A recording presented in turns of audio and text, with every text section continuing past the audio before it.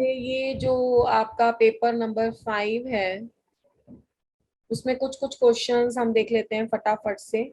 जैसे एक क्वेश्चन दिया हुआ था, the first ionization potential of the electron volts of the nitrogen and the oxygen atom are respectively।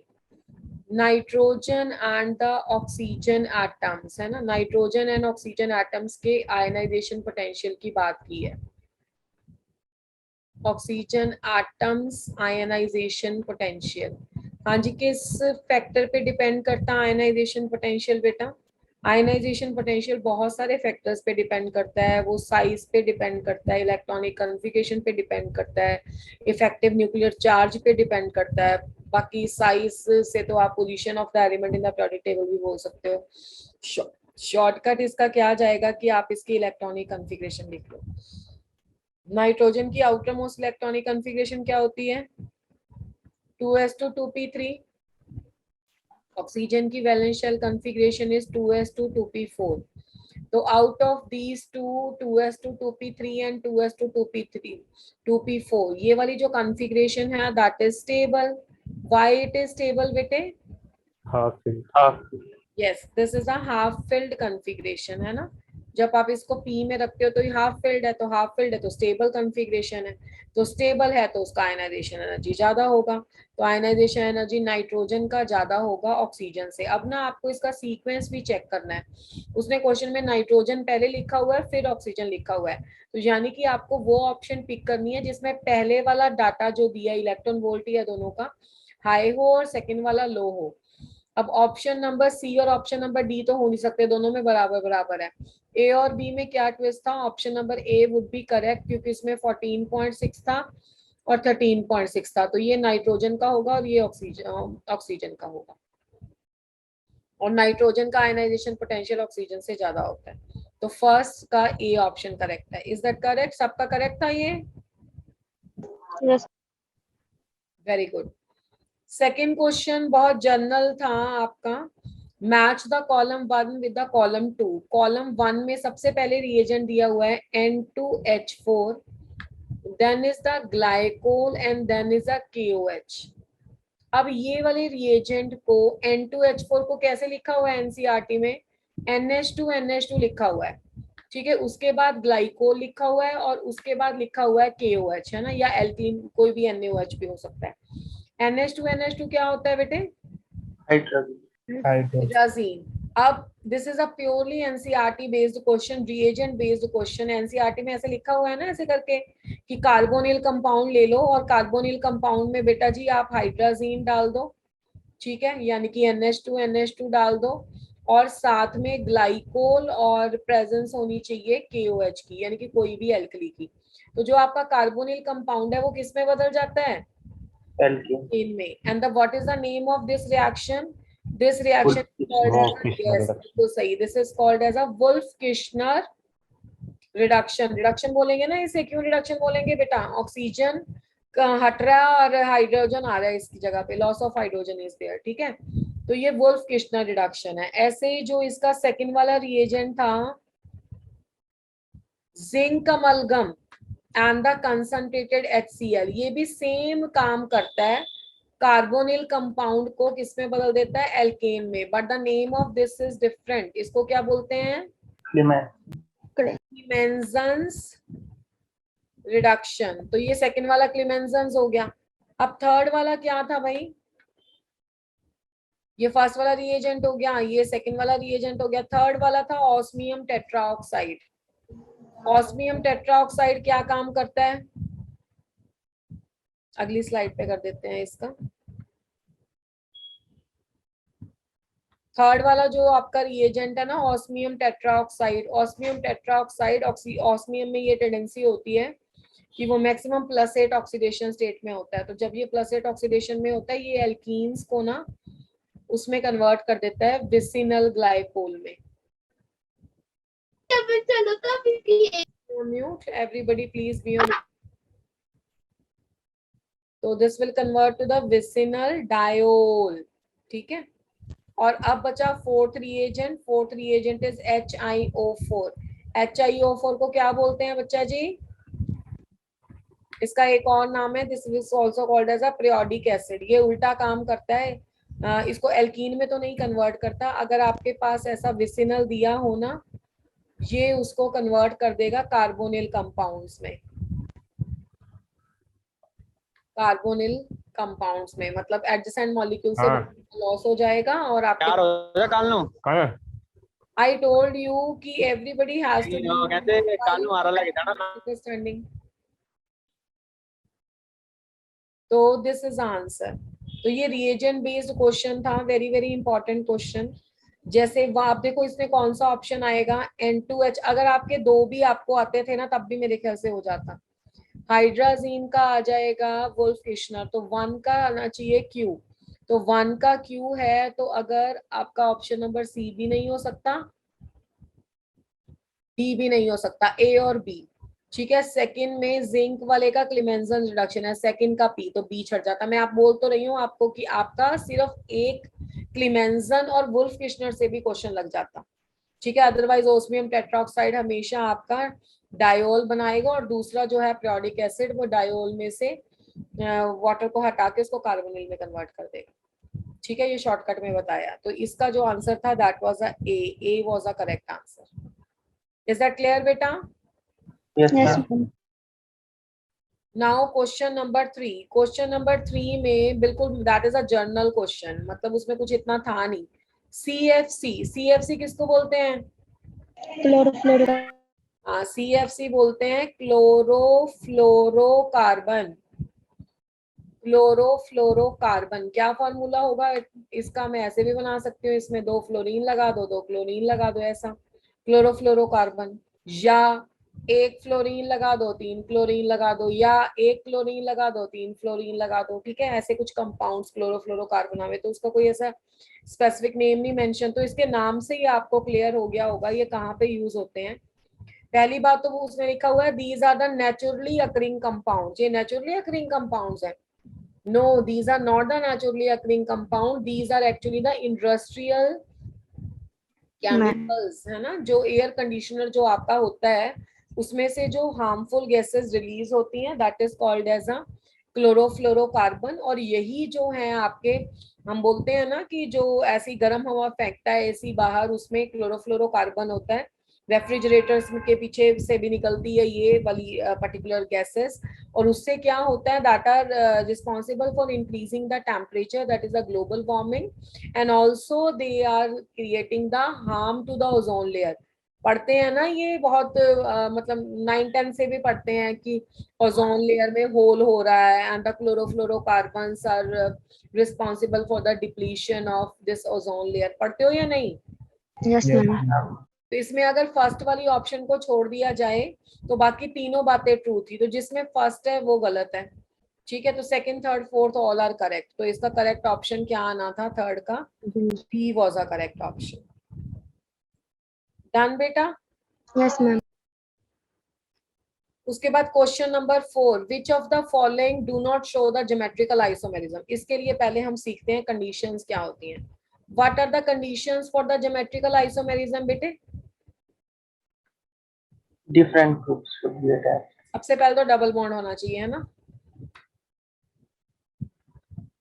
The first condition is alkene होनी चाहिए, यानी कि डबल बॉन्ड होना चाहिए। एल्केन में नहीं दोगे तो।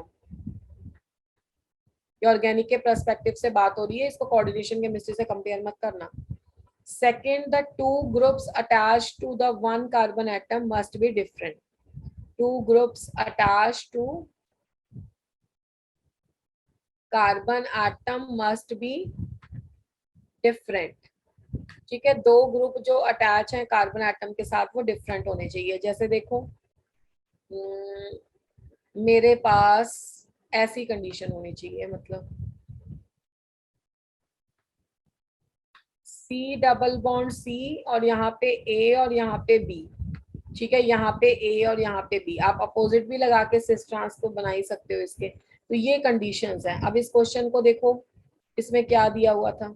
इसमें पहले वाली ऑप्शन में तो CH और CH3 दोनों ग्रुप्स दोनों साइड डिफरेंट दिए हुए हैं, तो ये तो ज्योमेट्रिकल आइसोमेरिज्म शो करेगा, मतलब ये तो नहीं हो सकता फर्स्ट का ए। बी था, इसमें एक साइड CH2 दिया हुआ है, ये कर सकता है, बताना जरा मुझे। अगर ऐसा दिया हो, एक साइड HH और एक साइड पे HNCH2CH3, can it give the geometrical isomerism?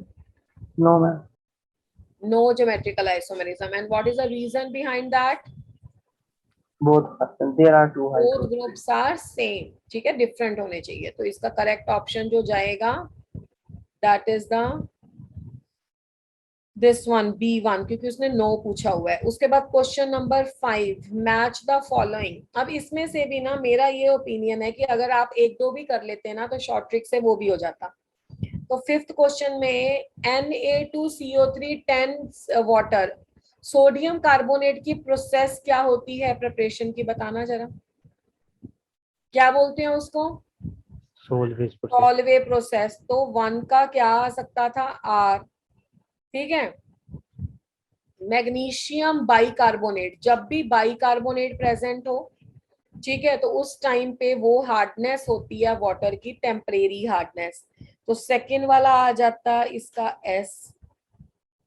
NaOH, ठीक है, दिस इज कास्नर क्लैनर प्रोसेस, जिससे ये प्रिपेयर होता, कैलनर प्रोसेस। और ये जो आपका लास्ट वाला था वो कैल्शियम और एल्यूमिना वाला, वो पोर्टलैंड सीमेंट का इंग्रेडिएंट था। तो इसका करेक्ट ऑप्शन हो जाता फिफ्थ का ए वाज अ करेक्ट ऑप्शन, जिसमें ये करेक्ट मैच था। इज दैट क्लियर बेटा? Yes, ma'am. आप दो भी फर्स्ट कर लेते, एक दो पता होते तो आराम से लग जाते। Now the question number 6। Question number 6 था, a solid is made up of the two types of the atoms P and Q. P atoms वो बोल रहा है कि CCP अरेंजमेंट में है, और Q atoms एक तो ऑक्युपाई करते हैं ऑक्टाहेड्रल वायर्स, पहली बात, ठीक है। दूसरी बात, वो ऑक्युपाई करते हैं half of the tetrahedral wires. अब इस क्वेश्चन को आप कैसे करोगे, how you will say the formula?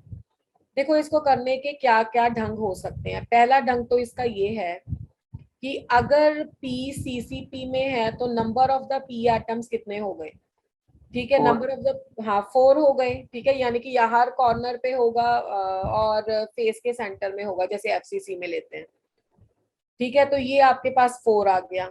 अब नंबर ऑफ Q आप कैसे निकालोगे, ऑक्युपाई द ऑक्टाहेड्रल वाइड। अब आपको पता है ना कि number of the octahedral wide number of the lattice points के बराबर होती हैं, यस और नो? Yes, ma'am. तो इस हिसाब से नंबर ऑफ ऑक्टाहेड्रल वाइड हो गई 4, और नंबर ऑफ टेट्राहेड्रल वाइड्स कितनी होती है, double of the octahedral wides, ठीक है। तो ये आ गई 2 into 4 8, ठीक है। अब वो करता है कि ये 4 और इसका करता है हाफ ऑक्युपाई। उसने क्या बोला, एक तो ऑक्टाहेड्रल ऑक्युपाई करता है, ये ऑक्टाहेड्रल आ गया, plus half of the tetrahedral, ठीक है। तो यहाँ पे 4 आ गया, तो आंसर कितना आ गया आपका 8। तो आपका P और Q, अगर ये 4:8 की रेशो में है, तो इसका मतलब है P और Q का 1:2 रेशो आ गया। तो एक तो ढंग ये है इसका, मतलब ये फुल कैलकुलेशन के साथ है। अदरवाइज आप इसको लैटिस पॉइंट के कॉन्सेप्ट से भी कर सकते हो। मान लो कि आपको इनका पता है कि ऑक्टाहेड्रल वाइड जो है आपकी,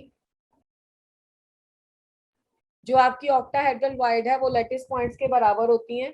तो ऑक्टाहेड्रल वाइड n है तो लैटिस पॉइंट भी n हो गए आपके, और टेट्राहेड्रल वाइड ऑक्टाहेड्रल वाइड का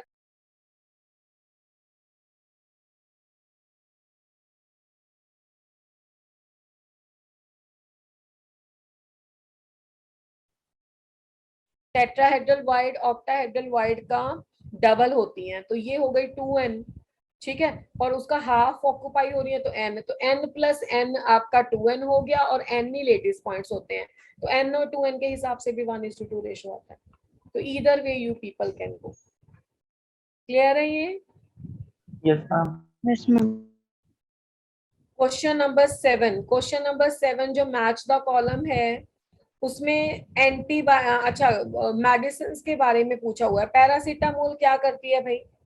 पैरासीटामोल है आपकी, दिस इज एंटीपायरेटिक्स। तो 1 का तो P हो गया। अब ऑप्शन से निकालो, 1 का Q लिखा हुआ है तो C नहीं हो सकता, 1 का R लिखा हुआ है तो D नहीं हो सकता, तो 2 ऑप्शन तो आपकी पहले से ही एलिमिनेट हो गई। और पैरासिटामोल कोई ऐसा बच्चा है ही नहीं जिसको नहीं पता कि ये फीवर को लोअर करने की मेडिसिन है। उसके बाद नेक्स्ट वाला तो प्रीवियस ईयर भी है, पूछा भी हुआ था। क्लोरामफेनिकोल एंटीबायोटिक होती है, ठीक है, तो ये सेकंड का आ गया R। उसके बाद बिथिनॉल एंड इंसुलिन। हाँ जी, बिथिनॉल क्या होता है भाई? एंटीसेप्टिक। यस बिल्कुल, दिस इज एंटीसेप्टिक। अब एंटीसेप्टिक हो गया ये वाला। और इंसुलिन, इंसुलिन है एंटी डायबिटिक। तो अगर आपको इंसुलिन और पैरासिटामोल भी पता थे ना तो भी आपकी ए ऑप्शन एलिमिनेट हो जाती। Is that clear? Yes ma'am. तो दैट इज क्वेश्चन नंबर 7। तो 7 तो चलो हो जाता। और आपको ऐसे कर लेना, मतलब पहले तो 2 ऑप्शन एलिमिनेट करो, फिर इंसुलिन भी आता होता तो भी आप कर सकते थे इसका। Question number 8। In the alkaline solution, sodium nitroprusside gives a violet color with। sodium nitroprusside का फॉर्मूला क्या होता है? सोडियम नाइट्रोपोसाइड का फार्मूला होता है Na2FeCN5 एंड N। NO के बारे में मैंने बहुत बार आप लोगों को बताया है कि NO नाइट्रोसिल होता है, वैसे ये न्यूट्रल लीगेंड होता है, बट कभी भी ये अपने कॉम्प्लेक्स में न्यूट्रल नहीं आता। इसमें एक अनपेयर्ड इलेक्ट्रॉन होता है, तो या ये प्लस आता है, ये माइनस आता है। अब वो कहता है कि ये वाला जो आपके पास सोडियम नाइट्रोक्साइड वायलेट कलर किसके साथ देता है? बेसिकली ये सल्फर की डिटेक्शन के लिए टेस्ट होता है। अगर सल्फाइड आपके पास प्रेजेंट है ना तो ये किस में कन्वर्ट हो जाता है? Na4 हो जाएगा, और साथ में FeCN5 जैसे दिया हुआ था वैसे ही रहेगा, बस NO के साथ एक सल्फर और आ जाएगा आपके पास, ठीक है। तो ये जो आपका होता है ये वॉयलेट कलर का होता है। तो basically it is used for the detection of the sulphur. तो the correct option is sulphide आ गया 8 नंबर में। Question number 9 is of the stereochemistry. Compound दिया हुआ था ये CrNH3 ट्वाइस Cl2En और प्लस, ठीक है। और उसने पूछा है कि कौन सा ऑप्टिकली एक्टिव आइसोमर है। What is select the correct structure of optically active isomers. Optically active कैसे पता लगाया जाता है? ऑप्टिकली एक्टिव वो आइसोमर्स होता है जिसमें नो प्लेन ऑफ सिमेट्री हो। यस और नो? Yes ma'am. किसी Yes, तरह ma'am. से उसको ना काटा जा सके। तो लेट्स सी क्या क्या दिया हुआ है। ये ए ऑप्शन उसने लिखा हुआ है Cr, Cl इधर लगा दिया, Cl इधर लगा दिया, NH3 इधर लगा दिया, NH3 इधर लगा दिया।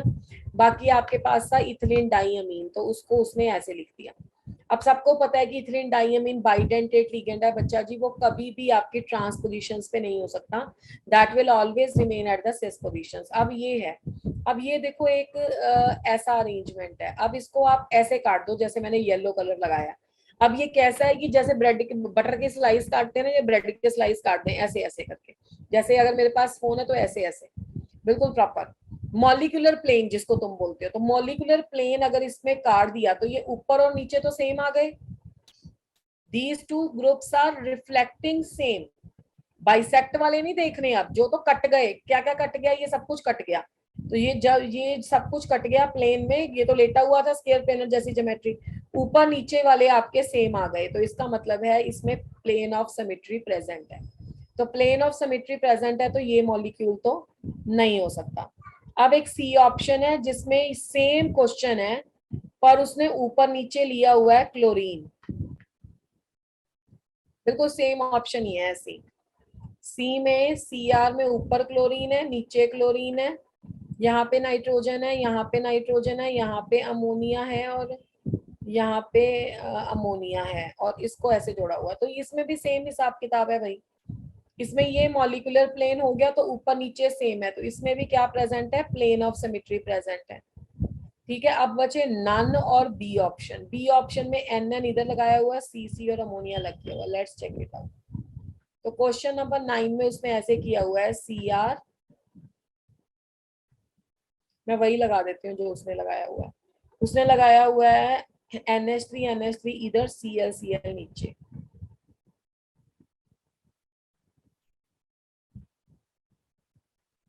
NH3 Cl Cl और यहाँ पे लगा दिया En। अब इस मॉलिक्यूल को आप देखो, अब इस मॉलिक्यूल में अगर आप सोचो कि इसको ऐसे काट दो, ऐसे, तो ऊपर नीचे डिफरेंट। अगर आप सोचो आप इस मॉलिक्यूल को ऐसे काट दो तो ऊपर नीचे डिफरेंट। अगर आप सोचो इस मॉलिक्यूल को आप ऐसे काट दो, ऐसे काट दोगे तो ऊपर नीचे का मतलब नहीं होता, तब ये दोनों डिफरेंट।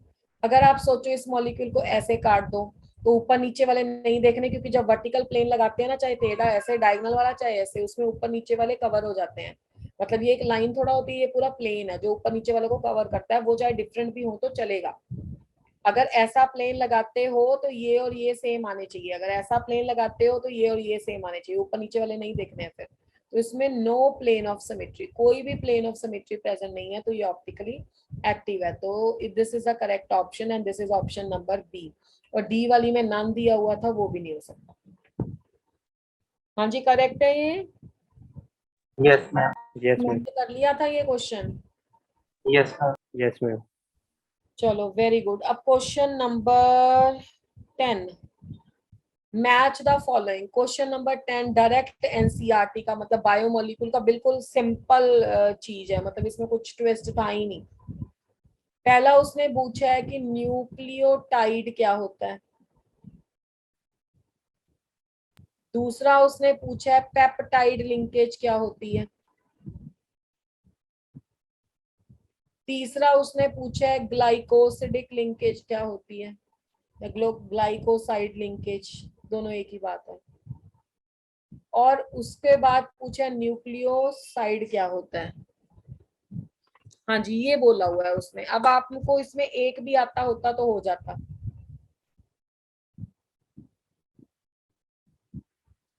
देखो, न्यूक्लियोटाइड किसको बोलते हैं भाई?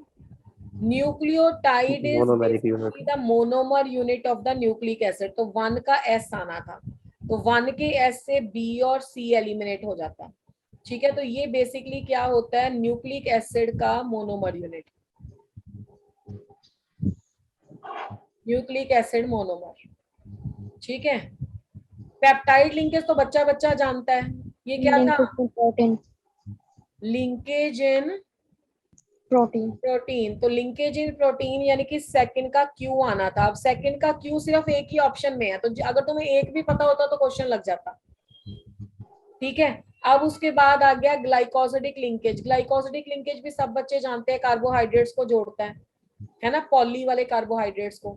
तो इसका मैं आपको एक होमवर्क भी दे देती हूँ, इसका क्या क्वेश्चन और पूछा जा सकता है। जितने भी आपके पॉलीसेकेराइड है ना, स्टार्च, सेलुलोज, ग्लाइकोजन, माल्टोज, ऐसे ऐसे करके, उनमें जो जो जुड़ा हुआ है, जैसे फ्रक्टोज जुड़ा है, ग्लूकोज जुड़ा है, गैलेक्टोज जुड़ा है, किस किस कार्बन से जुड़ा है, ये ग्लाइकोसिडिक लिंकेज किस किस के बीच में है, ये एक बार आप देख लेना ध्यान से। सिर्फ एनसीईआरटी पढ़नी है, कुछ भी नहीं करना, एक एक लाइन पढ़नी है उसमें से। तो ग्लाइकोसिडिक लिंकेज क्या है? This is the linkage in the carbohydrate. हो सकता है इस क्वेश्चन में ये पूछा हो, किसी में ये पूछ ले, ये पूछ चुका है पहले भी, किसमें कौन सी लिंकेज प्रेजेंट है। बाकी न्यूक्लियोसाइड को पता लगी गया आपको कि ये एक्चुअली में शुगर प्लस बेस को बोलते हैं। ठीक है, तो इसका जो करेक्ट ऑप्शन बनता था वो कौन सा बनता था? ए वाज अ करेक्ट आंसर। कर लिया था बेटा ये आपने? Yes, ma'am. Yes, ma'am. Question number 11, arrange the oxo acids of the chlorine in the order of acidic strength. सबसे ज्यादा आसान है क्वेश्चन था। पहली बात तो ऑक्सो एसिड्स किसको बोलते हैं? देखो, जो नॉर्मल एसिड्स होते हैं ना, वो ये होते हैं H के साथ कोई इलेक्ट्रोनेगेटिव एलिमेंट। ऑक्सो एसिड ये होते हैं कि उसमें इंटरवेनिंग ऑक्सीजन होता है। ठीक है, मतलब HOX ये वाला बॉन्ड होगा। ठीक है, तो अब एसिडिटी या एसिडिक कैरेक्टर डायरेक्टली प्रोपोर्शनल होता है इलेक्ट्रोनेगेटिविटी के, है ना। और जो आपकी इलेक्ट्रोनेगेटिविटी है वो इनवर्सली प्रोपोर्शनल होती है साइज के। जितना साइज बड़ा होगा उतनी कम इलेक्ट्रोनेगेटिविटी होगी। अब हमारे पास स्पीशीज क्या क्या दे रखी थी भाई? HClO4, ये 11th का डिस्कशन हो रहा है। HClO4, HClO3, HClO2 and HClO। तो बेटा आप लोगों को क्या करना है, you have to find out the oxidation state of all. Oxygen -2 होता है, तो -2 × 4 -8 हो गया और प्लस का हाइड्रोजन हो गया। तो कितनी ऑक्सीडेशन स्टेट आ गई यहाँ पे, +7। तो यानी कि इस वाले में ऑक्सीडेशन स्टेट कितनी आ गई आपकी, +7।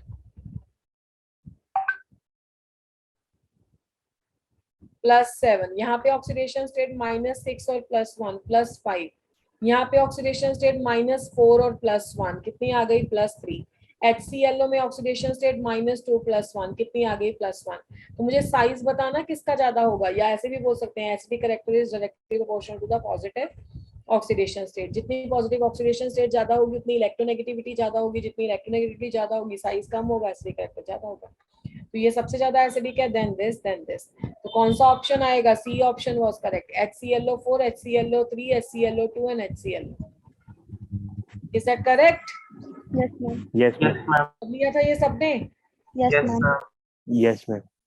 क्वेश्चन नंबर 12 में बोला हुआ है मैक्सिमम नंबर ऑफ इलेक्ट्रॉन्स,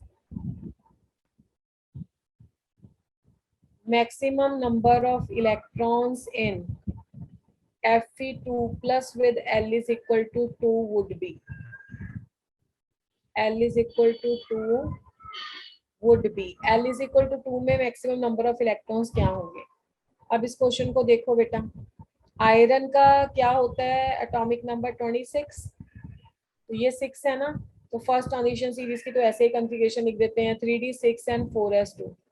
अब आपके पास आयरन +2 पूछा हुआ है बेटा, तो जब आयरन +2 पूछे तो इलेक्ट्रॉन पहले कहाँ से लॉस होगा, इलेक्ट्रॉन हमेशा पहले S से ही लॉस होता है, S में ही एंटर होता है। ठीक है, तो ये आ जाएगा 3d6। अब 3d सबसे पहला ऑर्बिटल होता है, d ऑर्बिटल जिसमें इलेक्ट्रॉन एंटर होता है, इससे पहले तो कोई d होता ही नहीं है। तो L is equal to 2 लिखने का मतलब क्या था, उसका d सबशेल, और कोई तो d आता नहीं कि हम पीछे से चेक करें 1s से। तो L is equal to 2 d subshell हो गया, तो number of the electrons in d कितने हो गए, 6। number of electrons in d subshell is 6। ठीक है, तो ये 12 नंबर का कौन सा ऑप्शन करेक्ट होगा, that was a D option जिसमें 6 दे रखा था।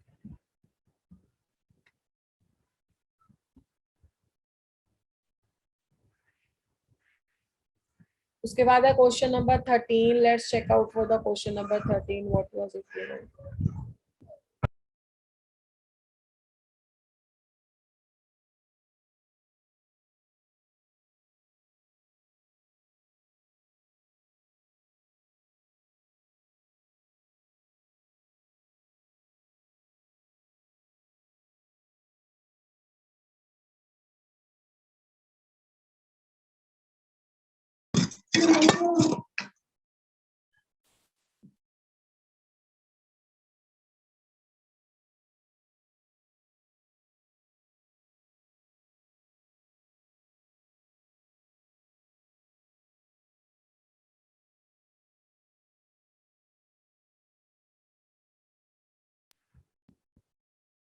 Yes, question number 13 was there in a slide. Yes. Which of the following compound on reaction with the concentrated NaOH followed by the acidification give the following lactose? अब question में दिया क्या हुआ है, देखो ये प्रोडक्ट बनाना है, ये प्रोडक्ट बनाना है।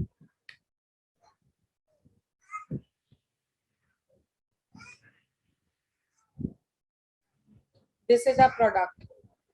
अब इसके बारे में पूछा हुआ है कि ये किससे बनेगा। अच्छा, इस प्रोडक्ट को देख के आपको कोई आइडिया हो रहा है कि ये क्या प्रोडक्ट है?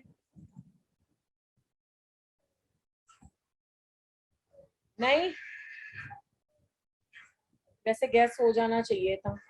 पहली बात तो जब भी क्वेश्चन ऐसा आए कि एल्कली के बारे में बात हो रही है NaOH और साथ में किसकी बात हो रही है, कार्बोनिल कंपाउंड्स की, ठीक है, तो उस केस में आपके दिमाग में आना चाहिए कि या तो हो सकता है एल्डोल कंडेंसेशन, या हो सकता है कैनी-ज़ेरो रिएक्शन, या तो हो सकता है एल्डोल कंडेंसेशन और it can be the Cannizzaro reaction. अब इस क्वेश्चन में क्या है, ये वाला कंपाउंड दिया हुआ है, अगर मैं सिंपल इसको बेंजेल्डिहाइड के पर्सपेक्टिव से भी कंसीडर करूं, क्योंकि सब में यहाँ कुछ लगा हुआ है, तो इसमें क्या है, no alpha hydrogen atom.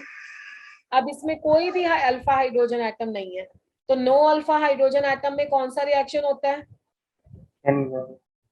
कैनिज़रो reaction.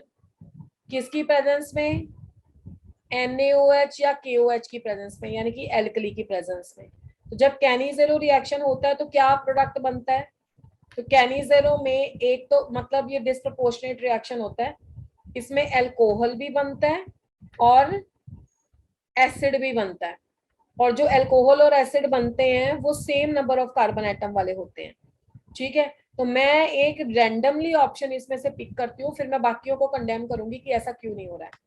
अब मैं ऑप्शन नंबर सी देख रही हूँ, सबसे सिंपल ऑप्शन, जिसमें आपको बेंजेल्डिहाइड का ही एक वर्जन दिखाई दे रहा था, CH double bond O, CH double bond O, ये क्या बेंजेल्डिहाइड का वर्जन है। अब इस पर्टिकुलर कंपाउंड में अगर आप KOH डालते हो या NaOH डालते हो तो क्या करोगे बेटे तुम, एक तो एसिड फॉर्म करोगे C डबल बॉन्ड OH, और एक साथ में क्या फॉर्म करोगे, अल्कोहल। मैंने इसलिए आपको पूछा था कि इसको देख के आपको क्या नजर आ रहा है, कि शायद आपको पता लग गया होगा कि CH2 है तो OH होगा, CH है तो OH होगा, और दोनों में से वाटर लॉस होकर ये बना होगा। तो थोड़ा सा हमें कई बार प्रोडक्ट से भी वापस जाना पड़ता है। अब उसके बाद उसने बोला है कि एसिडिफिकेशन कर दो इसकी, H+ की प्रेजेंस में वाटर का लॉस हो जाएगा इसमें। तो जब वाटर का लॉस होगा तो प्रोडक्ट क्या बनेगा, प्रोडक्ट वही बनेगा जो आपको दिया हुआ है, C double bond O, CH2, और यहाँ पे क्या आ जाएगा बीच में, तो this is the oxidation O in between. अब अगर इसकी जगह पे आप ऑप्शन नंबर 1 लेते तो वो तो पहले ही एसिड है और कीटोन है, उसकी कैसे आप NaOH के साथ रिएक्शन कर सकते थे। आप कार्बोनिल कंपाउंड लेते हो ना, तो कार्बोनिल कंपाउंड में एसिड तो कभी भी नहीं लेते, या तो कीटोन होता है या एल्डिहाइड होता है, तो या तो दोनों कीटोन होते या दोनों एल्डिहाइड होते, या एक एल्डिहाइड ये कीटोन होता। तो ये ऑप्शन कभी नहीं हो सकता था। बी में भी एक एसिड दिया और दूसरा एल्काइल दिया, वो बिल्कुल ही नहीं हो सकता था। डी में दोनों एसिड दिए हुए हैं, तो इसमें तो चूज भी करना मुश्किल नहीं था कि जो NaOH वाले रिएक्शन है वो या तो एल्डिहाइड देते हैं या कीटोन देते हैं। बस देखना ये होता है कि अल्फा हाइड्रोजन एटम है या नहीं है, नहीं है तो वो क्या देंगे, कैनिज़ेरो टाइप, है तो क्या देंगे, एल्डोल कंडेंसेशन। बस ये रिएक्शन इंट्रामोलिक्यूलर है, मतलब विद इन द मॉलिक्यूल ही हो रहा है। इसमें आप कुछ दो मॉलिक्यूल डिफरेंट ले रहे हो, एक ही मॉलिक्यूल में दोनों ग्रुप प्रेजेंट है। इज दैट क्लियर और नॉट? दोबारा बताऊं कि आ गया सभी को? चलो very good. So that was question number 13. Question number 14 is, alkali metals can form the ionic hydride which contain the hydride ion H negative. The alkali metals have the low ionization enthalpies and their metal ions have the very low polarizing power. Let's discuss this question. Question number 14 this is. जो आपके alkali metals हैं बेटे, alkali metals जब भी ध्यान में आता है तो सबसे पहले क्या ध्यान में आता है तुम्हारा, लार्जेस्ट साइज है ना इन द पीरियोडिक टेबल। तो largest size in the periodic table in the respective period, क्योंकि लेफ्ट टू राइट जाते हुए क्या होता है, फिर लेफ्ट टू राइट जाते हुए साइज डिक्रीज हो जाता है।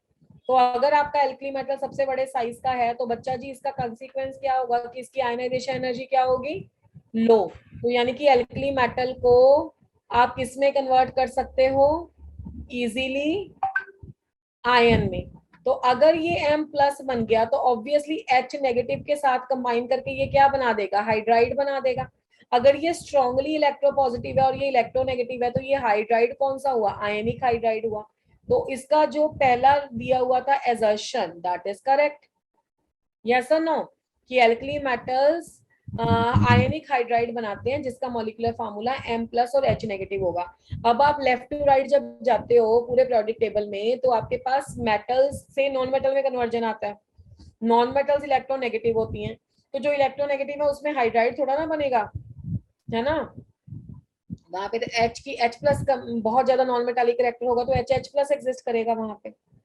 अब रीजन इसका इसने ये दिया हुआ है, उसने बोला कि जो आपकी एल्कली मेटल्स हैं उनकी आयनाइजेशन एनर्जी कम है, छोटा साइज है, और सॉरी लार्ज साइज है। और दूसरी बात उसने बोली कि जो आपकी एल्कली मेटल का आयन है ना, उसका लो पोलराइजिंग पावर है। यहां से उठाओ इसको। लो पोलराइजिंग पावर किस रूल की तरफ इशारा करता है बेटे? फजान। हाँ, लो पोलराइजिंग पावर मतलब फजान रूल के अकॉर्डिंग इसका होगा लेस कोवलेंट करेक्टर, है ना। Less covalent character, Yes, ma'am. Covalent character किसका ज्यादा होता है? कोवलेंट करेक्टर उस स्पीशीज का ज्यादा होता है ना जिस स्पीशीज में क्या हो, साइज कम होता है. हाँ, जिसमें साइज कैटायन का छोटा हो। मतलब अगर आपका कैटायन है, ये फजान रूल बताता है तुम्हें कि कैटायन होना चाहिए स्मॉल, एनायन होना चाहिए लार्ज। तो इसका कंसीक्वेंस होता है कि कोवलेंट करेक्टर हो जाता है हाई। ठीक है, मतलब आयनिक में कोवलेंट आ जाता है। तो इसका मतलब है लो पोलराइजिंग पावर है, लेस कोवलेंट करेक्टर, तो वो इसको सपोर्ट ही करता है ना। तो रीजन इज आल्सो करेक्ट। और रीजन करेक्ट एक्सप्लेनेशन भी है इसकी कि अगर उसका आयनिक करेक्टर कम नहीं हो रहा, मतलब कोवलेंट करेक्टर उसमें नहीं आ रहा है, तो तभी तो वो आयनिक उसने लिखा हुआ है टर्म में। ठीक है ना। तो इसका मतलब है reasoning and assertion both are correct and the reason is a correct explanation of assertion. तो B was correct. Is that clear, बेटा? Yes, ma'am. Yes, ma'am. Question number 15, question number 15 भी डायरेक्ट क्वेश्चन था। Question number 15 में बोल रहा है कि zinc blende, पहले तो पता होना चाहिए कि जिंक ब्लेंड जिंक सल्फाइड को बोलते हैं। जिंक ब्लेंड को अगर एक्सट्रैक्ट करना है ना, तो सबसे पहले किसी भी मेटल को जब एक्सट्रैक्ट करना होता है ना, तो द बेस्ट वे इज कि उसका पहले ऑक्साइड बना लो। और ऑक्साइड बनाने के लिए जो प्रोसेस यूज होती है that is called as a roasting. ठीक है, उसके बाद एलिंगम डायग्राम के बेस पे जो कार्बन है, कार्बन इसका क्या करेगा, खुद ऑक्सीडाइज हो जाएगा और जिंक को एक्सट्रैक्ट कर देगा। तो that was the correct option. क्या था इसका, इसने वर्डिंग में कैसे लिखा हुआ था कि roasting followed by the reduction with the carbon, या roasting followed by the reduction with another metal. तो roasting followed by the reduction with the carbon. और ये एक मतलब कुछ ऐसी एग्जांपल्स हैं जो डायरेक्टली लिखी हुई हैं कि किस किस की ऑक्सीडेशन कार्बन से हो सकती है। तो zinc was one of them. तो इसका B option was a correct option. Question number 16 was I think organic question, इस स्लाइड पे नहीं है, ये है। The product of the following reaction is, 16 को इस स्लाइड पे कर देते हैं। देखो रिएक्शन ये दिया, आपका हाथ खुद चलना चाहिए इसको देख के। OH CH2 CH3, यहाँ पे डबल बॉन्ड O और सल्फ्यूरिक एसिड। ये क्वेश्चन है, उसने बोला प्रोडक्ट बनाओ। ऑर्गेनिक में कोशिश ऐसे किया करो, जब रिएजेंट बेस्ड क्वेश्चन आए ना, तो आप बिना ऑप्शन देखे करो। बाकियों में तो मैंने बोल ही दिया, इनऑर्गेनिक में एलिमिनेट कर लो। यहाँ पे आप बिना ऑप्शन देखे क्या करोगे, देखो। सबसे पहले तो एसिड कहाँ पे अटैक करेगा भाई, H+ पे। यहाँ से H+ आया, H+ का ये अटैक हो गया। तो अगर ये अटैक हो गया तो क्या आया, इसका कैसे बन गया, ये बन गया बेटा OH2 एंड प्लस, ऑक्सीजन पे एक पेयर ऑफ इलेक्ट्रॉन रह गए, CH2 एंड CH3, बाकियों को कोई फर्क नहीं पड़ा। तो आपको पता है कि water is a good leaving group, तो वाटर यहाँ से बाहर चला जाएगा। तो जब वाटर यहाँ से बाहर चला गया तो what we are having this positive charge over here and CH2 CH3। बस यहाँ पे आपको थोड़ा सा ट्विस्ट था, अगर ये कार्बन पे प्लस चार्ज है तो इसके इस कार्बन के साथ वाले कार्बन को में से आप हाइड्रोजन हटा के इसमें एल्कीन बनाओगे, है ना। बस वही नॉलेज टेस्टिंग की हुई है कि बच्चे को समझ में आ रहा है नहीं आ रहा है। येलो कलर ले लेते हैं। तो अगर ये मैं मान लूं अल्फा, तो ये हो सकता है एक तो बीटा हाइड्रोजन यहाँ से जाए, एक ये हो सकता है बीटा हाइड्रोजन यहाँ से जाए, और एक ये हो सकता है बीटा की हाइड्रोजन यहाँ से जाए। तो मैं तीनों प्रोडक्ट बना देती हूँ। पहले तो ऊपर से गया, अगर हाइड्रोजन ऊपर से जाता है तो डबल बॉन्ड यहाँ पे आ जाएगा, यहाँ पे बन जाएगा CH एंड CH3, 2 3 4, ठीक है। और ये डबल बॉन्ड। अगर आपका हाइड्रोजन यहाँ से जाता है ये वाला, तो क्या प्रोडक्ट बनेगा, तो यहाँ पे डबल बॉन्ड आ जाएगा ऐसे, डबल बॉन्ड O एंड अच्छा एक मिनट, यहाँ पे तो नहीं आएगा ना क्योंकि स्टेरिक फैक्टर होता है। ये जाएगा तुम्हारा यहाँ से, ये हाइड्रोजन यहाँ से गया तो डबल बॉन्ड यहाँ पे आएगा। थर्ड ऑप्शन तुम्हारा क्या था उधर से?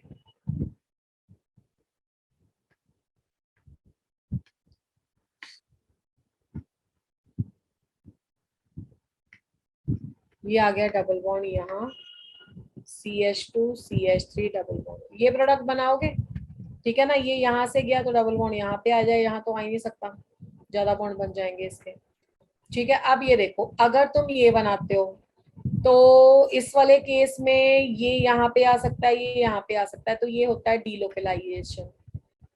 और डीलोकलाइजेशन जहां पे भी ऑर्गेनिक केमिस्ट्री के किसी प्रोडक्ट में दिखाई दे या कोई मैकेनिज्म में दिखाई दे तो उस डायरेक्शन में चल दिया करो। मतलब डीलोकलाइजेशन के बारे में तो एक बात बोलनी चाहिए कि delocalisation, if there are the chances of the delocalisation, consider it on a priority. यहाँ पे कोई भी डीलोकलाइजेशन नहीं है, यहाँ पे कोई भी नहीं है, तो ये वाला प्रोडक्ट भी माइनर प्रोडक्ट है, ये वाला प्रोडक्ट भी माइनर प्रोडक्ट है, तो आपका जो मेजर प्रोडक्ट बनेगा ये वाला बनेगा। और जब भी ऑर्गेनिक का क्वेश्चन आता है चूज करना, तो वो हमेशा मेजर प्रोडक्ट ही पूछता है। तो इसमें मेजर प्रोडक्ट आपका सी प्रोडक्ट होगा, ठीक है, जिसमें आप सी में तो नहीं है ना डीलोकलाइजेशन। ये आएगा आपका जी, रेड कलर से कर देते हैं, ए वाला प्रोडक्ट, ए में ये यहाँ आएगा, ये यहाँ आएगा, तो it is a delocalised product. Is that clear बेटा? Yes. Yes, ma'am. Okay. Question number 17. Question number of 17 was again the direct question of NCERT based. ये हमारे पास NH2 है, एनिलीन, इसके ऊपर लगाया हुआ है NaNO2 HCl और 273 या 278 लिखा हुआ है, चलो वो भी कोई बात नहीं है, केल्विन। तो कह रहा है A बना है, फिर उसके बाद B है, उसको हीट किया है, बी लास्ट प्रोडक्ट है, और हीट जो किया है वो किसकी प्रेजेंस में किया हुआ है, वो किया हुआ है HbF4। ये तो भाई बहुत आसान रिएक्शन था, ये तो सबने कर लिया होगा। Yes, ma'am. ए प्रोडक्ट क्या बनेगा? Benzene diazonium chloride. BDC।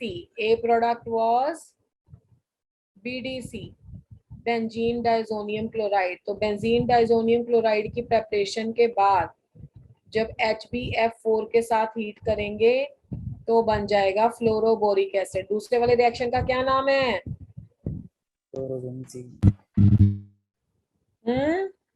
What is the name of the second? Hoffman bromide. Reaction जिसमें फ्लोरो बेंजीन प्रिपेयर होता है। तो उसने पूछा है ए एंड बी, नहीं उसने पूछा कहाँ ए एंड बी, तो ए है benzene diazonium chloride and fluorobenzene, तो C was the correct answer. Correct? Yes, ma'am. कर लिया था सब बच्चों ने ये? Yes, ma'am. Yes, okay. Question number 18।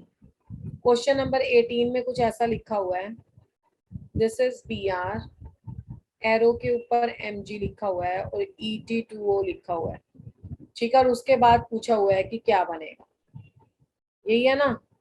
उसके बाद जो तुम्हारा बना है उसका भी फर्दर रिएक्शन किया हुआ। चलो पहले इसको तो बनाए। ये रिएक्शन तो यहाँ तक तो सबने कर लिया होगा कि नहीं? अरे अल्काइल हैलाइड को मैग्नीशियम से रिएक्ट करते हैं तो ग्रिग्नार्ड रिएजेंट नहीं बनता, yes, ma'am. ईथर ही तो दिया हुआ है, ये पहचान पाए थे? Yes, ma'am. Yes, ma'am. गया तुम्हारा ग्रिग्नार्ड रिएजेंट। अगर तो तुम इसे ऐसे यूज कर सकते हो तो बहुत अच्छी बात है, अगर ऐसे नहीं यूज कर सकते तो कॉमन फॉर्म में आ जाओ, CH3 CH MgBr CH2 and CH3। अब ये A को उसने बोला है कि रिएक्ट करो इस B के साथ। B में दिया हुआ है साइक्लोपेंटेन और स्टीरियो केमिस्ट्री डिफाइन करके ये अबव द प्लेन दिया हुआ है, ये बिलो द प्लेन दिया हुआ है, बस इसी में ट्विस्ट है। अब यहाँ पे क्या क्या हो सकता है, बाकी तो सबको पता है कि इपॉक्साइड वाला रिएक्शन भी क्लास में किया हुआ है कि यहाँ पे ऑक्सीजन का शिफ्ट होगा, ठीक है ना। अब ये तो अनस्टेबल कंपाउंड है जो ग्रिग्नार्ड रिएजेंट बना तुम्हारा। अब क्या कर सकते हो तुम लोग? तुम लोगों के पास एक ऑप्शन तो है कि तुम डबल बॉन्ड को ऐसे शिफ्ट करो, ऐसे, ठीक है। तो जब डबल बॉन्ड को ऐसे शिफ्ट करोगे तो ये वाली चीज इसके साथ लग जाएगी, मतलब अगर मैं बना के दिखाऊं तो मैं ऐसे बनाऊंगी इसको, ये ऊपर ही रहेगा, O नेगेटिव हो जाएगा और यहाँ पे CH3 ऐसे हो जाएगा। और यहाँ पे प्लस चार्ज आ जाएगा। दूसरा मेथड क्या है कि मैं इसको इधर लेके आऊं। अब मोस्ट ऑफ द स्टूडेंट क्या मिस्टेक कर सकते हैं कि अगर मैं इधर लेके आऊंगी तो पॉजिटिव चार्ज यहाँ पे आएगा, तो मैडम ये वाला तो फिर बन जाएगा, ये इधर आ गया, अगर आपके पास ऐसे मैंने इसको उठा दिया तो पॉजिटिव यहाँ आ जाएगा, तो ये बड़ा कार्बोकेटायन बन जाएगा। कार्बोकेटायन आपका बनता है या नहीं बनता वो स्टीरियोकेमिस्ट्री से देखो पहले। अब ये वाले पे है स्टेरिक फैक्टर, ठीक है ना, ये स्टेरिक फैक्टर है, मतलब ये अबव द प्लेन है। तो अबव द प्लेन अगर है तो अगर मैं इस साइड पे इसको शिफ्ट करती हूँ तो यहाँ पे प्लस आता है, और ये जो आपका ग्रुप है प्लस और माइनस, ये वाला ग्रुप फिर अटैक करेगा यहाँ पे, ठीक है। और ये क्या करेगा, पीछे से जाएगा, क्योंकि इसको ऊपर से तो बहुत बड़ा ग्रुप लगा हुआ था, है ना। तो यानी कि इसको मैं अगर बोलूंगी तो बैक अटैक नहीं बोलूंगी, ये अबव द प्लेन है, अबव द प्लेन बल्कीनेस है, तो वो आएगा तो पीछे से आ जाएगा, ठीक है। तो पीछे से आएगा तो क्या बनेगा, और ये जो O नेगेटिव है ये Mg के साथ लग जाएगा, ठीक है, ये इसके साथ लग जाएगा। मैं 1 मिनट कर लूँ फिर आपको बताती हूँ दूसरा क्यों नहीं हुआ। तो ये आपका O नेगेटिव हो गया और वो Mg और X लग गया Br, और CH3 बिलो लग गया, और ये जो बड़ा सारा ग्रुप था कार्बन के साथ CH C2H5 और CH3 ऐसे लग गया, ठीक है। और बाकी इसका आपको पता ही है आगे क्या होता है, इसकी एसिडिक हाइड्रोलिसिस होती है। जब इसकी एसिडिक हाइड्रोलिसिस होगी तो ये वाले ग्रुप में OH आ जाएगा, बिलो वाले में CH3 आ जाएगा, और ये वाला CH एक साइड पे C2H5 और CH3 लगा रहेगा। C2H5 को एक बार दोबारा लिख देते हैं,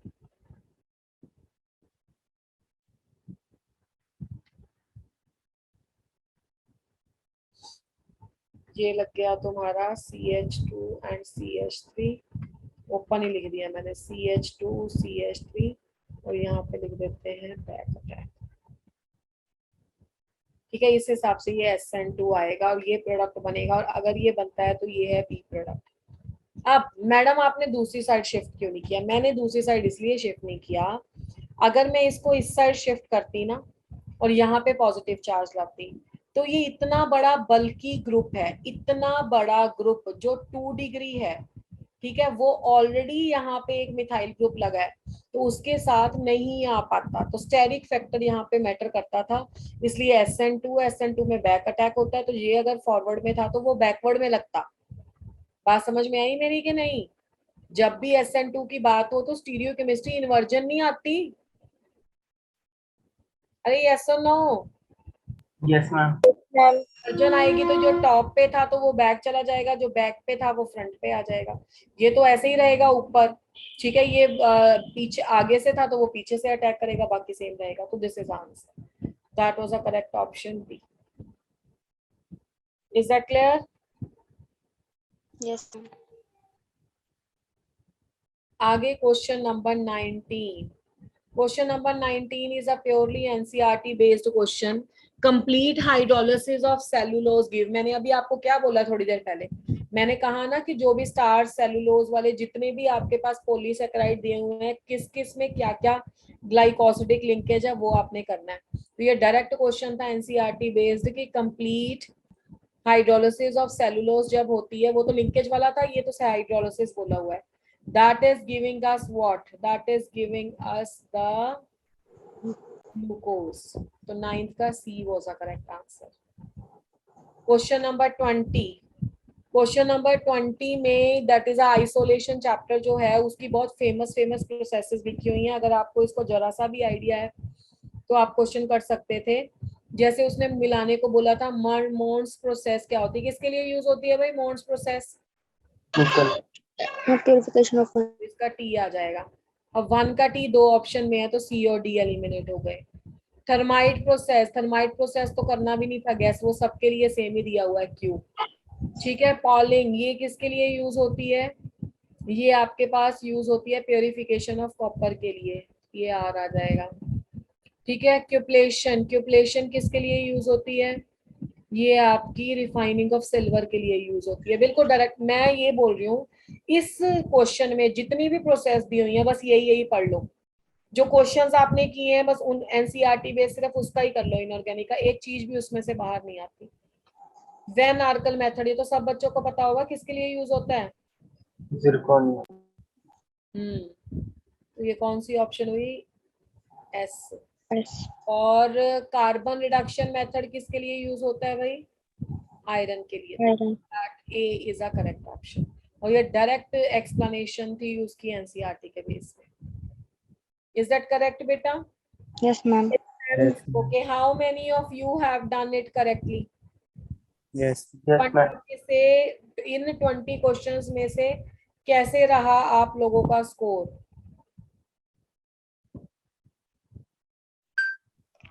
मैम एक में तो एक दो में था। अच्छा चलो, let me ask you in this way, 20 में से 15 प्लस किस किस बच्चे के करेक्ट थे? प्रिंस के, वेरी गुड प्रिंस। और 7 पार्टिसिपेंट्स के। 18 किस बच्चे के करेक्ट थे?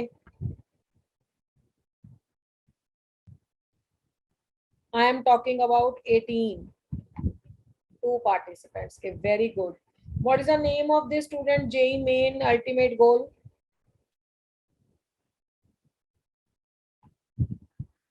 अरे नाम तो बताओ अपना, हमें भी तो पता लगे।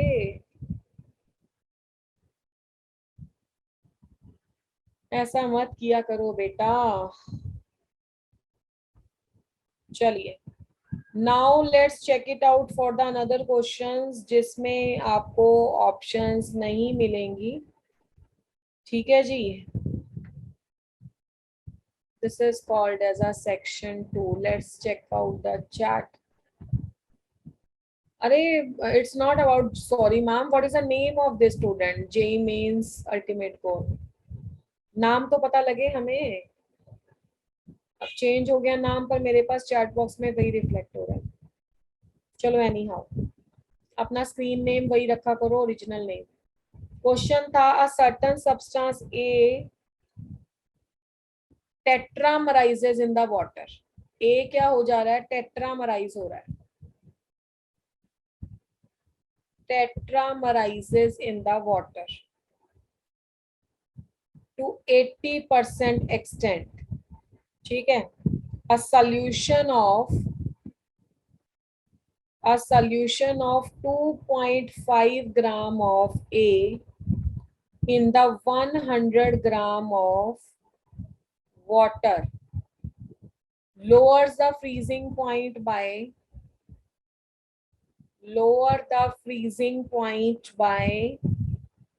0.3 डिग्री सेंटीग्रेड। आपको कैलकुलेट करना है मोलर मास। किसका कैलकुलेट करना है, ए का। अगर ना भी दिया होता तो KF ऑफ वाटर न्यूमेरिकल में आपको खुद आना चाहिए, 1.86 केल्विन किलोग्राम पर मोल। ठीक है, कितने बच्चों को ये तो पता लग गया ना, सब बच्चों को, कि ये किस वाले चैप्टर से क्वेश्चन है? या कोई ऐसा भी है जिसको ये नहीं पता लगा?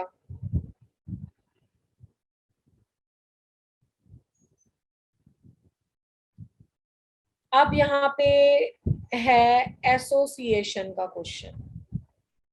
एसोसिएशन का मतलब क्या होता है, जहां पे आते हैं एबनॉर्मल मोलर मासेस।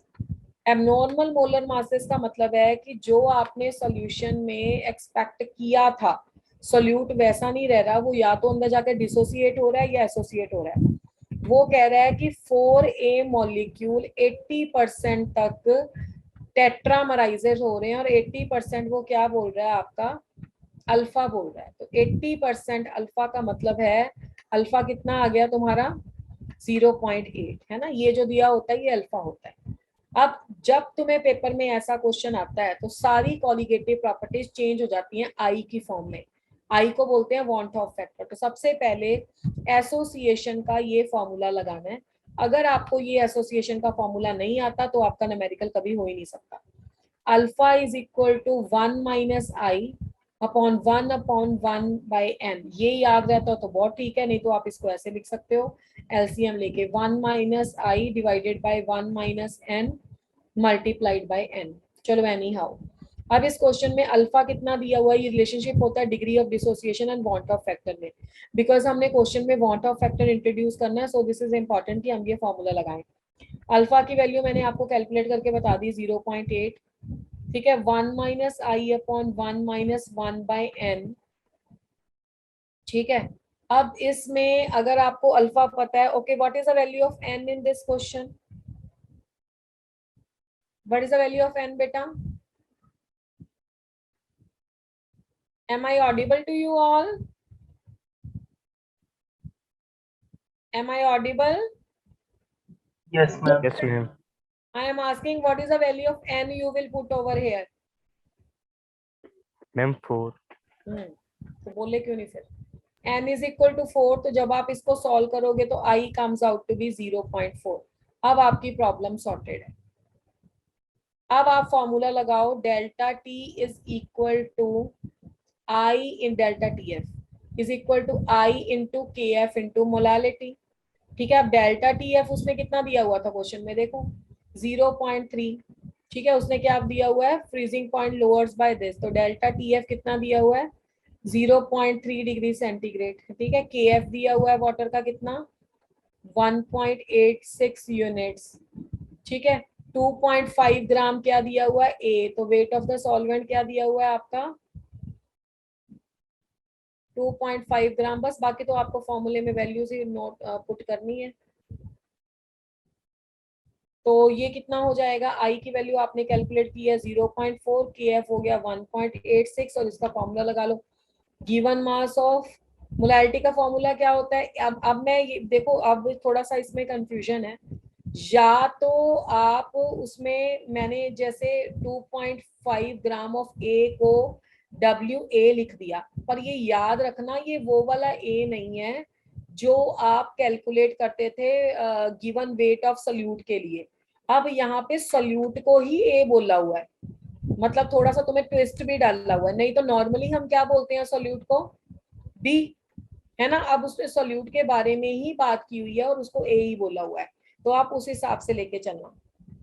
समझ गए मेरी बात, मतलब ये किसको डिसॉल्व किया है, सॉल्यूट को ए, तो मैं उस हिसाब से फार्मूला लगा रही हूँ, given weight of solute upon molecular weight of solute upon weight of the solvent, wait of the solvent को सीधा वाटर लिख लो, मल्टीप्लाइड बाय 1000, क्योंकि कोई भी चीज हम किलोग्राम में तो पुट नहीं करने वाले, तो 0.4 as it is, 1.86 as it is, ये 2.5 तुम्हें दिया ही हुआ था, multiplied by 1000 weight of the solvent, ठीक है। Let's check it out, 100 gram, ठीक है, तो that is 100 gram multiplied by molecular weight of solute निकालना है, तो 0.3 रेस्ट ऑल आर गिवन, तो molecular weight of solute comes out to be 62। मैं बार बार बोल रही हूँ, यहाँ पे सोल्यूट ए है और वेट ऑफ द सॉल्वेंट को हमने W दे रही है। इज दैट क्लियर बेटा? Yes, ma'am. कर लिया था ये क्वेश्चन? जिस बच्चे को ये फॉर्मूला नहीं आता, ये एसोसिएशन और डिसोसिएशन के लिए अल्फा और आई में रिलेशनशिप बहुत जरूरी है, बाकी क्वेश्चन आसान ही था, तो वो ये जरूर याद करेगा।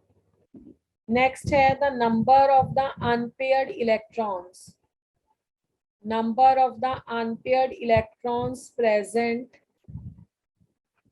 in NiF6 and 2 negative is, कितने अनपेयर्ड इलेक्ट्रॉन इसमें प्रेजेंट होंगे। पहले तो आप कॉम्प्लेक्स देखो क्या दिया हुआ है, NiF6 2 नेगेटिव, अगर आप इसमें ऑक्सीडेशन स्टेट कैलकुलेट करोगे तो निकल की कितनी आएगी, x plus 6 into -1 is equal to minus of 2, x minus 6 is equal to minus of 2, this implies x is equal to plus 4, तो ऑक्सीडेशन स्टेट ऑफ द निकल कम्स आउट टू बी +4, ठीक है। अब निकल होता क्या है बेटा, निकल का एटॉमिक नंबर 28 होता है, this is 3d8 and the 4s2, तो जब आप निकल +4 कर लोगे तो 2 इलेक्ट्रॉन यहाँ से चले जाएंगे और 2 इलेक्ट्रॉन यहाँ से चले जाएंगे। ऑलवेज रिमेंबर, पहले इलेक्ट्रॉन आपको कहाँ से निकालने हैं, S से, तो ये बन जाएगा 3d6।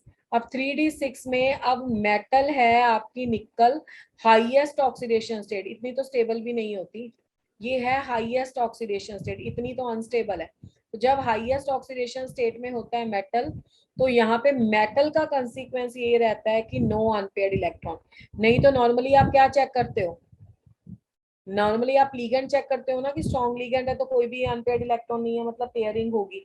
यहाँ पे कोबाल्ट वाला केस भी है एक एनसीईआरटी में, +3 वाला मैंने क्लास में भी करवाया होगा।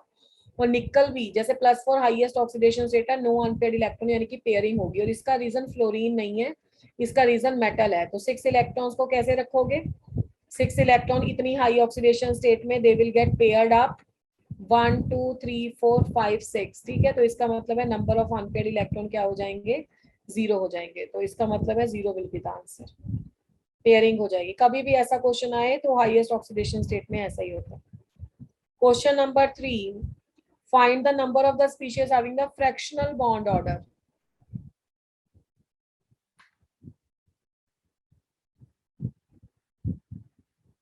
Fractional bond order. So N2 plus is there, N2 minus is there, O2 is there, O2 plus is there, F2 is there, P2 is there, C2 plus is there, Cn negative is there, and NO plus is there. So this is a you can say species. हाँ थोड़ा इस question में काम करना था, otherwise question आसान ही था। सारा आपका आपने किया हुआ है उसमें जब आपने क्वेश्चन सॉल्व किए हैं। N2 प्लस का और N2 माइनस का तो लर्न ही कर लो बेटा, 2.5 बॉन्ड ऑर्डर होता है सेम, ठीक है। O2 का सब बच्चों को पता है 2 होता है। O2 प्लस का कैसे सिखाया था तुम्हें? प्लस है तो 0.5 ऐड कर दो तो 2.5 हो जाएगा। F2 में सब बच्चे जानते हैं सिंगल बॉन्ड है तो 1 बॉन्ड ऑर्डर होगा। B2 में सब बच्चे जानते हैं सिंगल बॉन्ड है तो 1 बॉन्ड ऑर्डर होगा।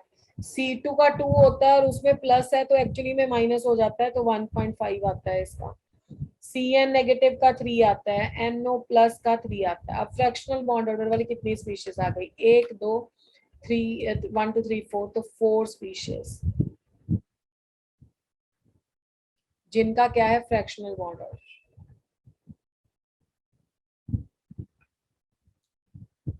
तो this is a question, is that correct बेटे? Yes, ma'am. Yes, ma'am. Question number 4, question number 4 है आपका बेसिक कॉन्सेप्ट से क्वेश्चन। उसमें बोला हुआ है 0.092 ऑफ द कंपाउंड ए,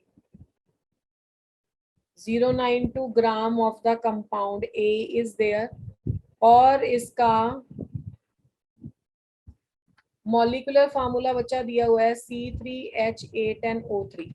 अब इस क्वेश्चन के बारे में बोल रहा है एक्सेस ऑफ, इसको रिएक्ट कर दिया किसके साथ? CH3MgI के साथ, तो ये देता है 67 ml ऑफ मीथेन, ठीक है। ये दे रहा है रिएक्शन के बाद।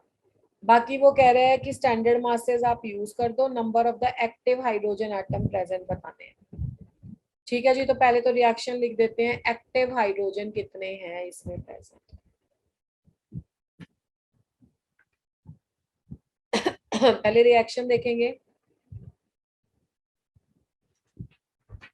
इसको ग्रिग्नार्ड रिएजेंट से रिएक्ट किया CH3Mg एंड I।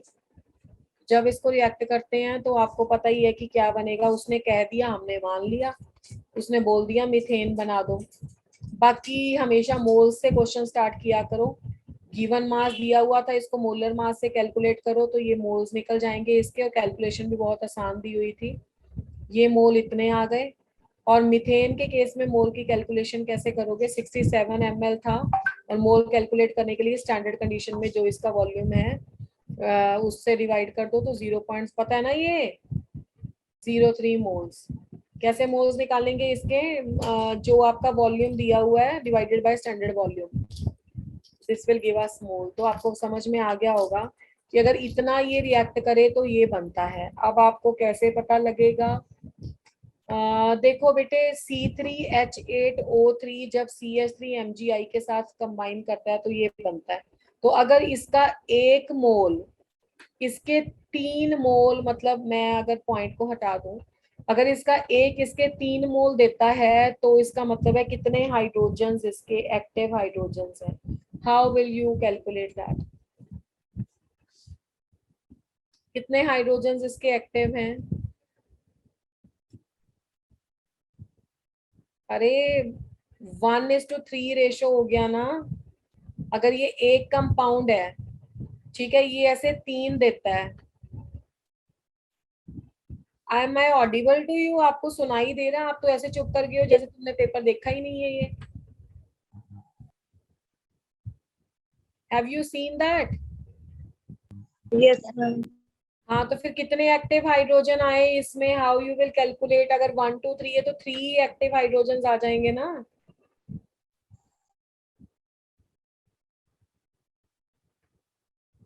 यस और no? Yes, ma'am.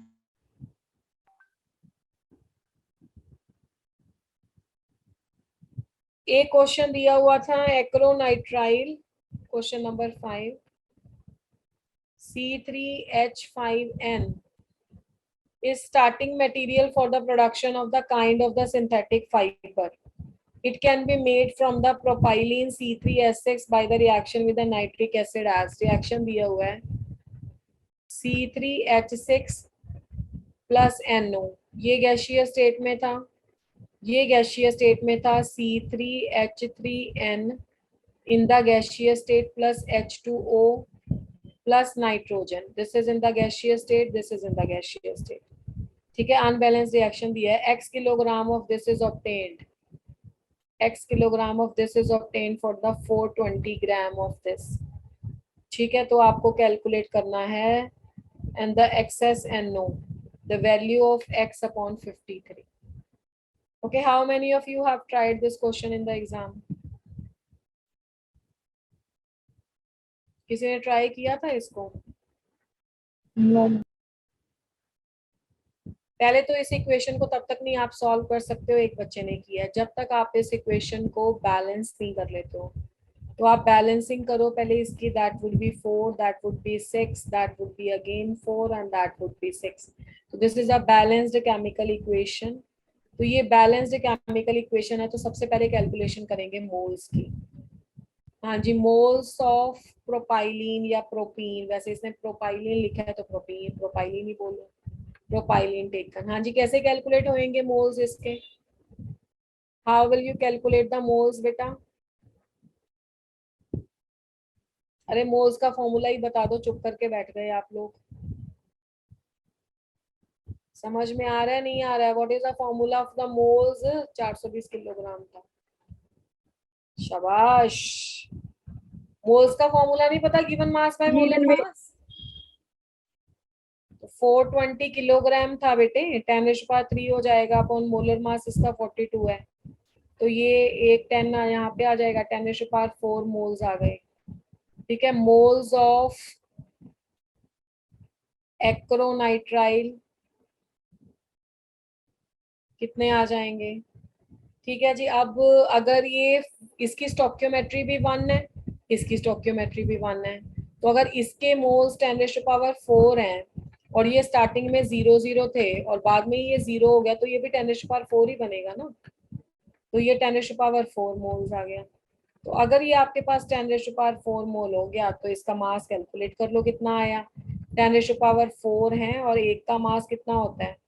That is 53 grams. तो ये बन गया तुम्हारा 530 किलोग्राम में ही मैंने ले लिया क्योंकि पहले वाला फैक्टर किलोग्राम में था।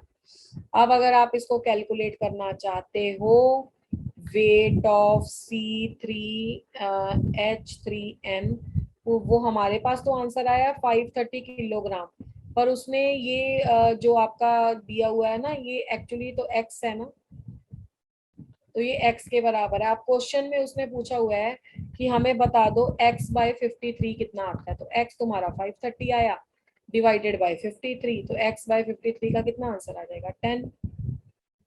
यस और नो? Yes.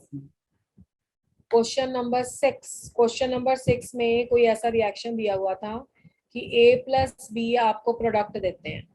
तो जब A+B आपको प्रोडक्ट देते हैं तो उस रिएक्शन में ना एक्सपेरिमेंट दिए हुए हैं। जैसे A के बारे में वो बोला हुआ है 0.01 है, ये 0.02 है, ये 0.01, और ये बहुत फेमस क्वेश्चन है, हमेशा आते हैं। ये 0.01 है, ये भी 0.01 है, और ये 0.02 दिया हुआ है। और रेट के बारे में बोला हुआ है कि ये 0.005 है, ये 0.010 है, और ये 0.005 है।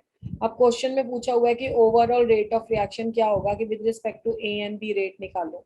हाँ जी, किसी बच्चे ने ये क्लास में किया है क्वेश्चन सॉल्व? जब भी आपको rate with respect to any of the reagent निकालना है, रिएक्टेंट निकालना है ना, रेट विद रिस्पेक्ट टू अगर रिएक्टेंट ए निकालना है तो B concentration should be constant. ठीक है, तो बी की कंसंट्रेशन क्या होनी चाहिए? कांस्टेंट। अब कौन सी ऐसी दो इक्वेशन है जिसमें बी की कंसंट्रेशन कांस्टेंट है? 1 और 2। बी कांस्टेंट होना चाहिए और ए उसमें चेंज होना चाहिए। समझ में आ रही है मेरी बात या नहीं?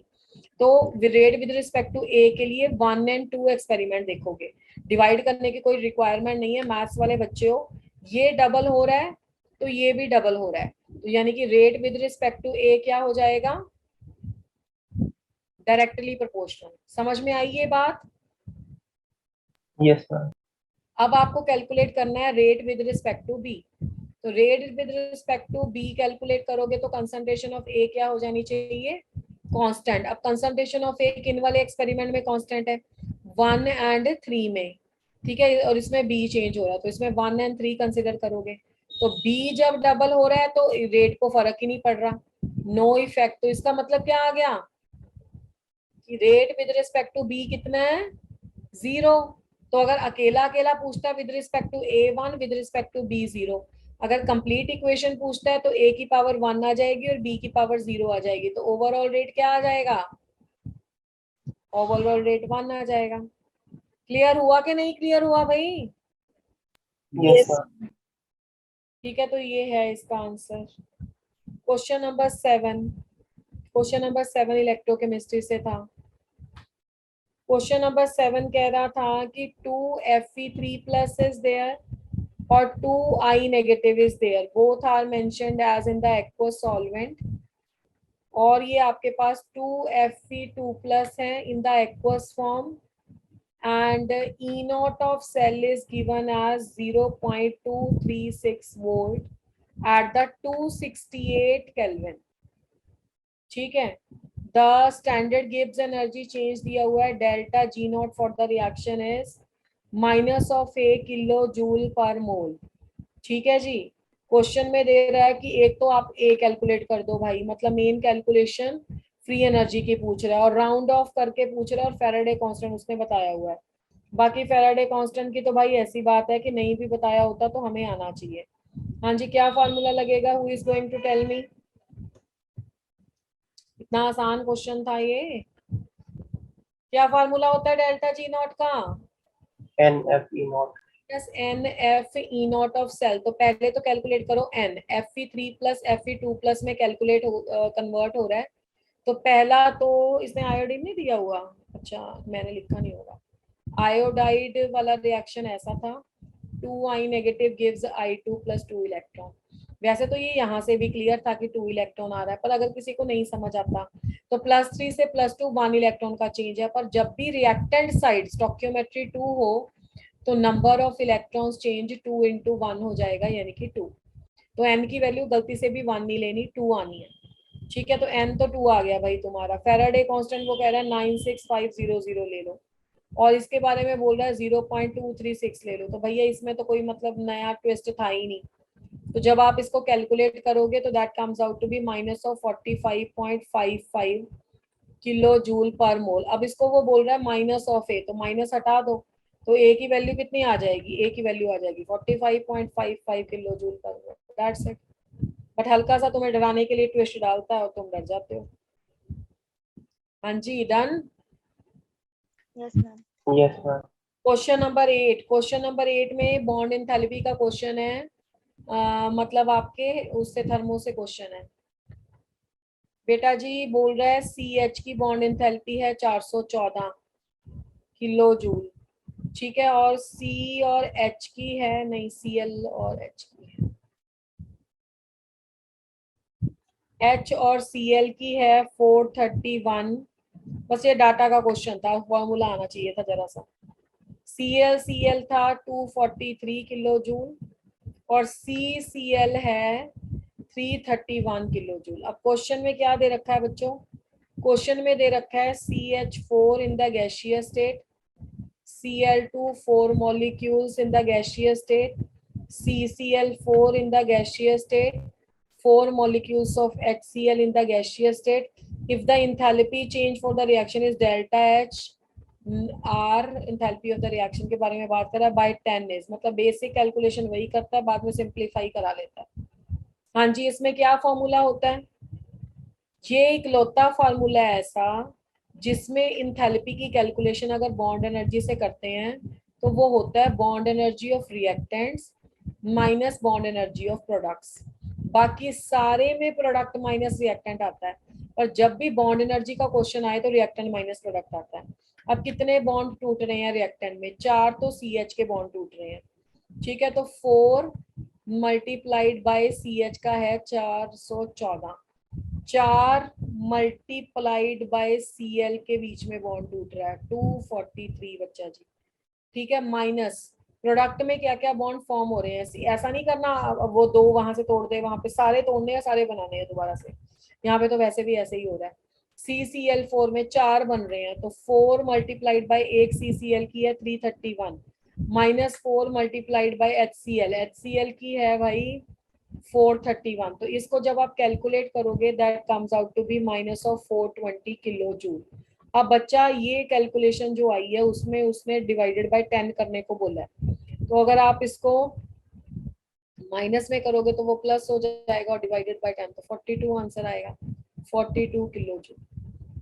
Is that clear? Yes ma'am. चलिए क्वेश्चन नंबर 9। क्वेश्चन नंबर 9 है buffer solution was prepared by this much moles of the formic acid. 0.05 मोल दिए हुए हैं फॉर्मिक एसिड के HCOOH के, एंड 0.06 मोल दिए हुए हैं किसके? सोडियम फॉर्मेट के, मतलब HCOONA के, सोडियम सॉल्ट के। ठीक है जी। वॉल्यूम दिया हुआ है बच्चा जी सॉल्यूशन का 1 लीटर। ठीक है जी। Ka of the solution is also given as 1.80 into 10⁻⁻⁴ और आपको pH कैलकुलेट करने के लिए बोला है, और एक वैल्यू उसने दे रखा है कि log of 1.8 को यूज कर लो 0.256 क्वेश्चन। ये क्वेश्चन भी आसान था, हाँ जी किया था पेपर में, हैंडरसन इक्वेशन लगनी थी direct. pH is equal to pKa plus log of concentration of salt upon concentration of acid, क्योंकि ये वीक एसिड था, मतलब एसिडिक बफर था। pKa हो जाएगा तुम्हारा कैसे? Minus of log of 1.80 into 10⁻⁻⁴ plus log of concentration of salt. Salt कौन है? सॉल्ट 0.06 वाला है सोडियम फॉर्मेट, और एसिड कौन है? That is 0.05। इसको आप सॉल्व कर लोगे, माइनस ऑफ माइनस लॉग 10⁻⁻ करोगे तो ये आ जाएगा 4 माइनस लॉग ऑफ 1.8 कर लेना यहाँ पे, और बाकी यहाँ पे आपको लॉग की वैल्यूज जो हैं वो ये कैलकुलेट डिवाइड करके आता है log of 1.2, मतलब when you will solve out this comes out to be 3.823 pH. Last question is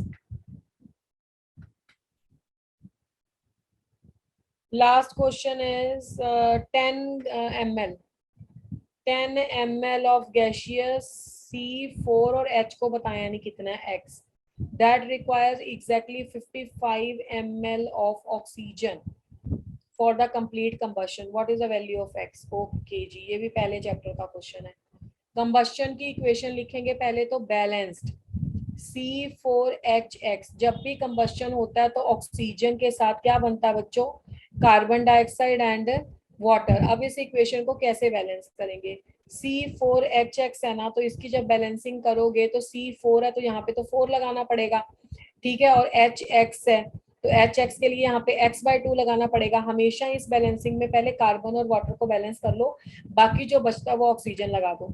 तो इस हिसाब से ऑक्सीजन कितना आ गया? 4 2 8 आ गया, यहाँ पे x/2 into O आ गया। तो इसको कुछ ऐसे करके लिख सकते हैं x + x/4। बाकी क्वेश्चन आसान था, if you can reach out to this. ठीक है, अब वो बोल रहा है 10 ml, ठीक है, ये 10 ml है, और इसके बारे में कितना बोल रहा था?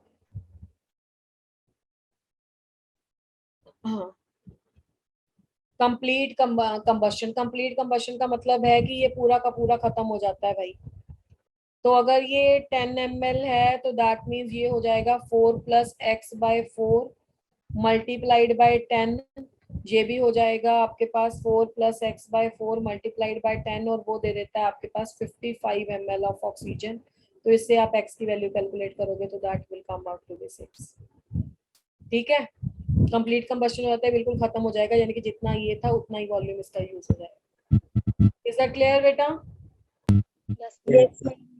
This was a question of paper number 5. More and the more papers you will discuss, more and the more paper you will solve, तो ज्यादा उससे आपका कॉन्सेप्ट क्लियर होगा। फिर भी अगर आपको इस पेपर में कुछ डाउट होता है तो एक मेरी क्लास आपकी रैंकर्स के साथ भी है, वहां पे भी करना है हमें डिस्कशन। उस क्लास में ना मैं आपको थोड़े से एक रिएक्शन मैकेनिज्म